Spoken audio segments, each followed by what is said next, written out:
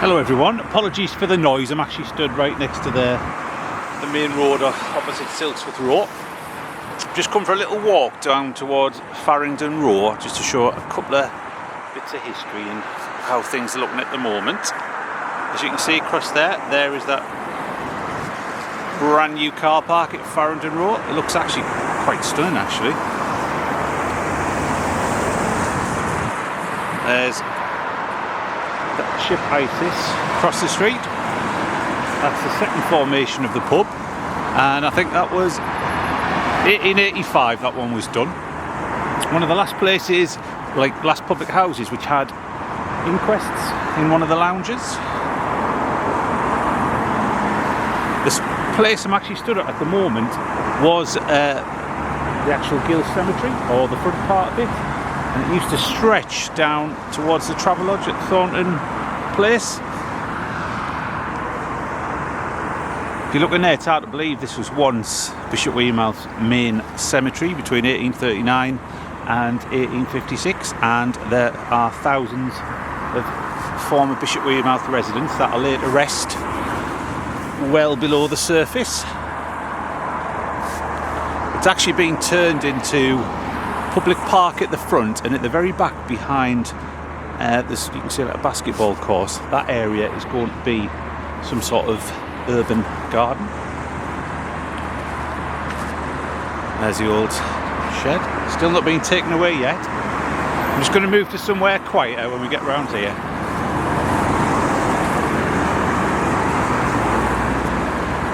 There are 3 ponds in the middle of it now at the moment. They're all frozen over because it's absolutely freezing.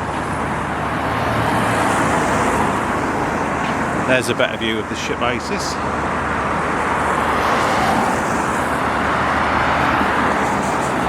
Glorious blue skies today.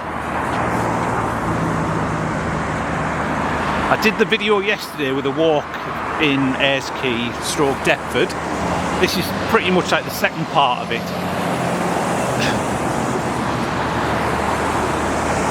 I just want to show you how much this area has changed. Right, should get a little bit quieter now. That's the new car park, award-winning car park I should say.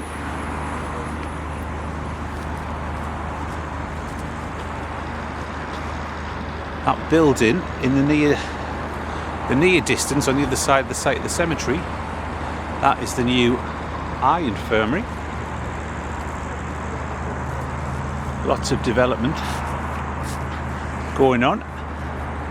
If you do have an interest in the Gill Cemetery, I created a Facebook group.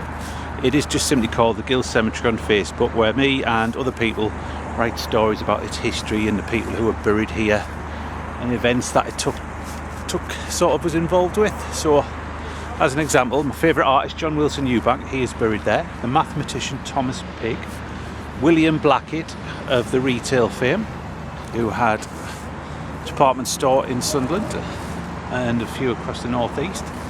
He was the founder of Draper back in the, I think it was about 1820s, 1830s, something like that. He is buried here. So is Dr. William Reid Clanny of the Miner's Lamp fame and cholera. There's also Lieutenant Caudry, who was a survivor of the Battle of Trafalgar, who came to Bishop Wearmouth, which this area was at one point, to end his days with his family.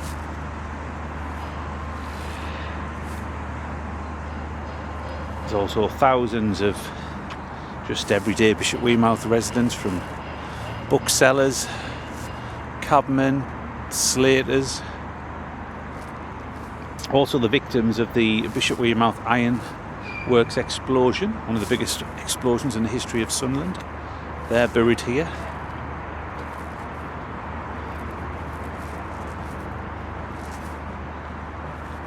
It's actually quite warm in the sun.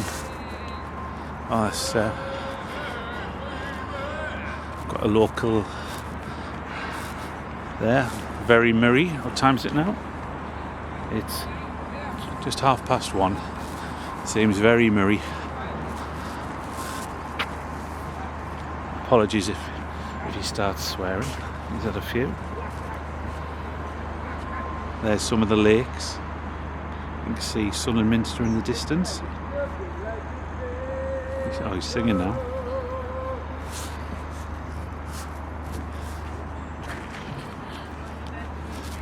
Ayres Construction has actually moved into the area now to start the work at Ayres Quay and on making it a park.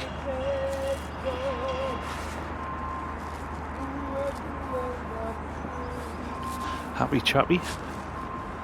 We'll get round here.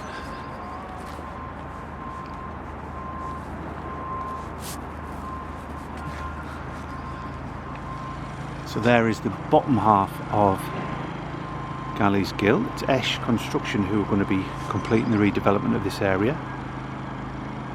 The new bridge is just around the corner at the bottom of Ayres Quay, where the old, I think it's Lambton Drops, Hetton Staves and the tunnels come out. I want to go over that breeze there. I've actually started doing a bit of digging over in that little section there. Hopefully they don't turn anything up, but I think I can see like a hard surface over there. Most of the gill was covered in years ago to create a playground, open space for the local children. It's got lots of history, but if you, as I said, the Gill Cemetery Facebook group has lots of stuff about the people and pictures of how it looked.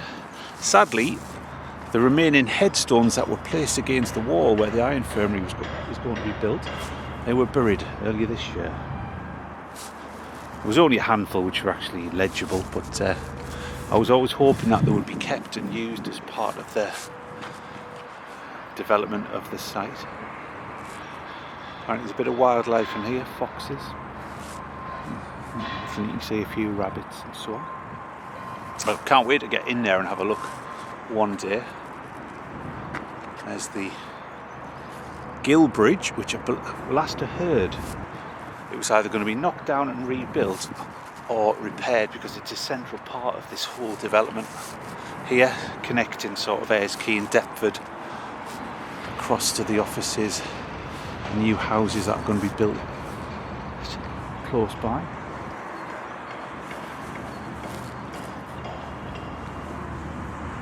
See if I can get around here if it's not too noisy.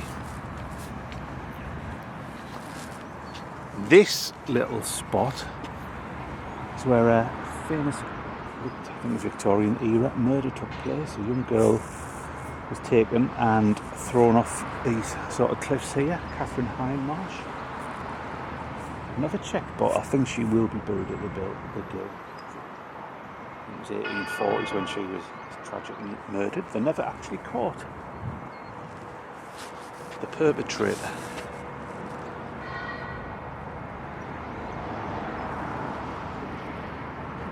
That view is changing day by day. Never look like this ever again. Just gonna have a walk around here and I'll show you where the Gill Bridge is. Stadium of Light in the distance.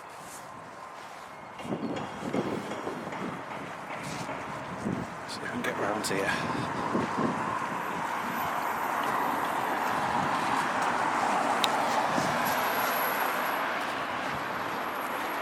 I'm trying to walk fast, but it's rather slippy. It should quieten down once I've got past Home Bargains. Mentioned in the video yesterday about the power station that was once here. It's just literally to the left over there.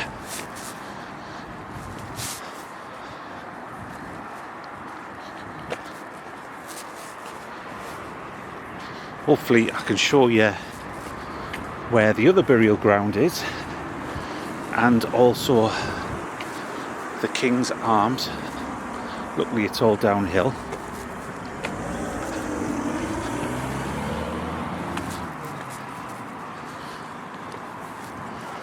So this is Farringdon Row.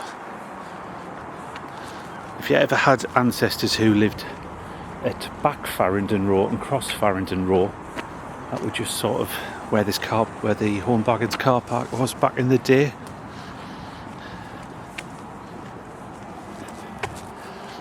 But it was also known as Farrington Row. peas us both for quite a while.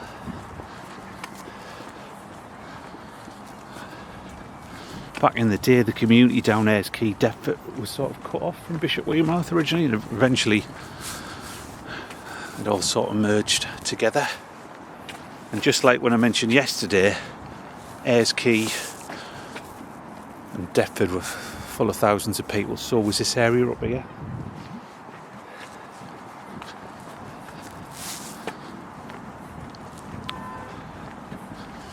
This is the entrance to where the Gill Bridge is. It's actually closed off at the moment due to the construction going on, but there it is. Or is it?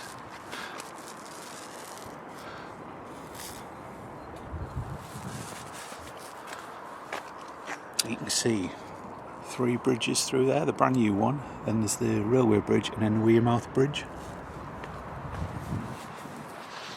I don't know if I'll get down to King's Arms in time. Just, you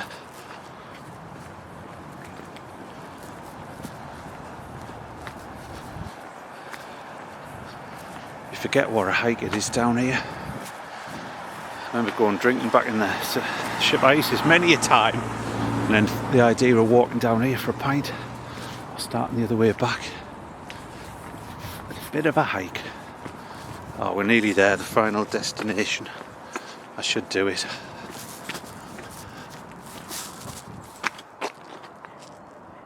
See, all this is going to be tidied up.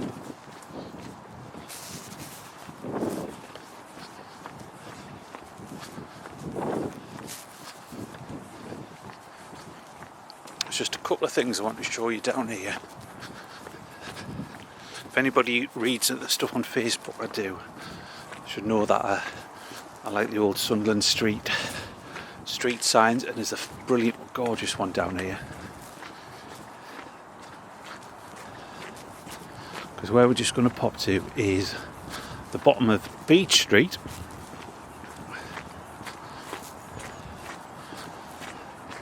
Wasn't always called Beach Street. For some reason, it got renamed and became Beach Street rather than its old name, Ann Street.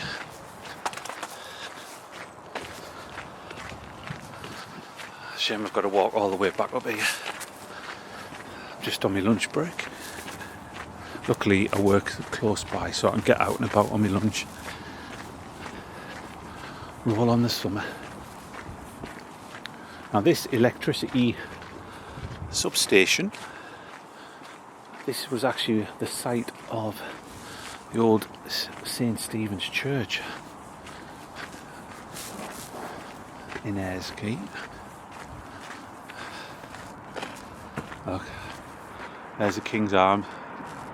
Good choice of real ale. So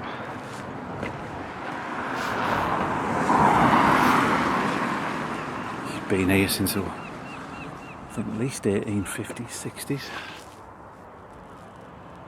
Used to be a lot more of these pubs around here. Obviously, you had all the shipyard workers popping in on the way home. So I'll see if you can see it up there. Sunderland is full of these old street signs which were put into the sides of houses and buildings. That looks like one of the original ones. You can always tell because if they try and recreate the old ones, they're all almost too perfect.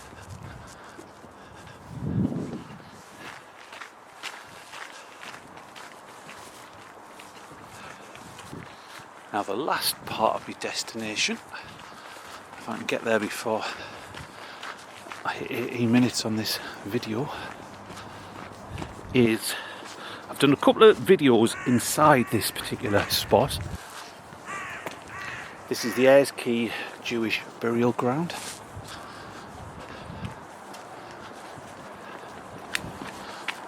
Just up here.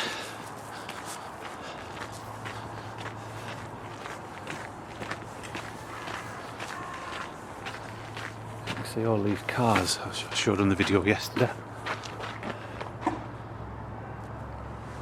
There's lots of construction going on in town and the council's moved, so a lot of people are using these side streets to park up, obviously, but I don't know how long that will last, because obviously I'm sure the council will want the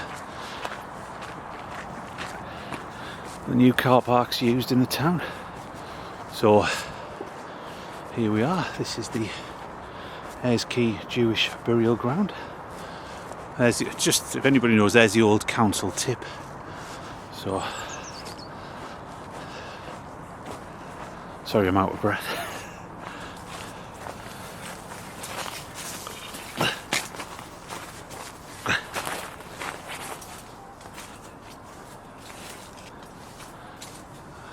I haven't been in here since the summer. See, if you ever come in here, look at that, you've got to lift yourself up over there. In the summer, the vegetation completely overtakes it. So you can just see in the distance a couple of headstones. I think there's a couple of hundred former Jewish residents of Sunderland, Bishop Weymouth, Weymouth, and from outside the area who were buried in here. It closed in 1856. So did all these old graveyards in the borough of Sunderland, as they decided that everybody had to be buried in places like Bishop Weymouth Cemetery or Sunderland Cemetery or Mean Cemetery. So I will leave you with that because I've got to get back to work. So thank you very much for watching this video. If you did enjoy it, please give it a like, and if you wish to, click on the subscribe because it helps grow the channel. Thank you very much.